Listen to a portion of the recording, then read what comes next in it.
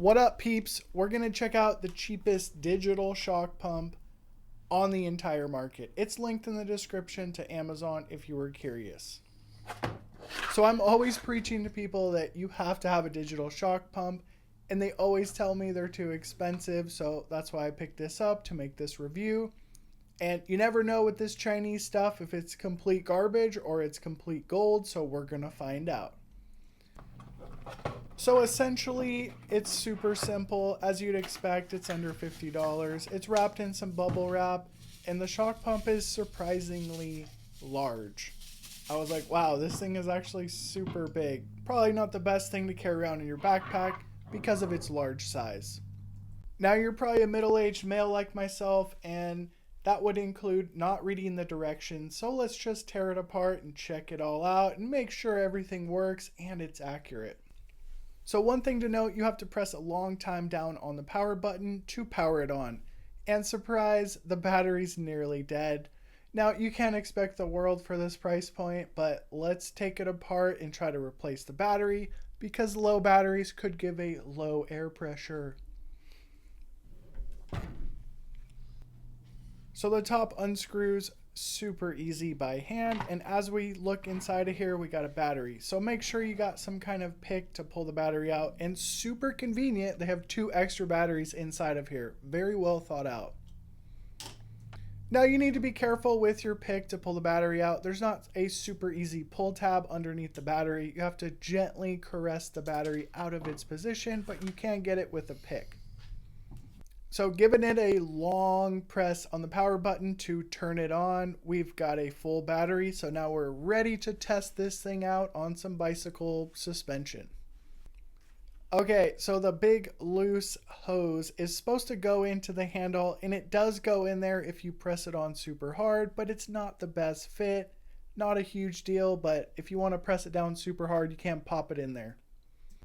So the handle easily unthreads from the actual shock pump, and when you pull this out, it basically exposes how it compresses the air into a high pressure to fill your shock up. Super standard in here, we basically have a piston and an O-ring.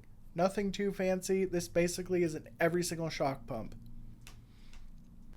Now to test the accuracy of this super cheap Amazon one, I have a $90 shock pump here, and I'm going to check the pressure within the fork and then use the Amazon one to make sure it's accurate.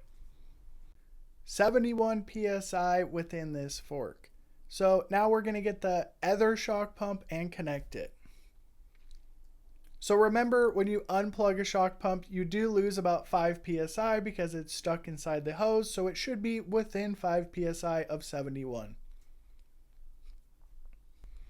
What I discovered is the shock pump auto turns off very quickly. Like you have like 2 minutes before it auto turns off, and then you have to do that long press down on it to turn it back on. So threading it into my first piece of suspension, no issues with the threads, you just never know with this kind of stuff, but everything works super good so far. A little bit hard to read, but we got 68, it's within 5 PSI of the other shock pump, so it is accurate, and that's a very good thing because suspension tuning is all about being consistent and accurate.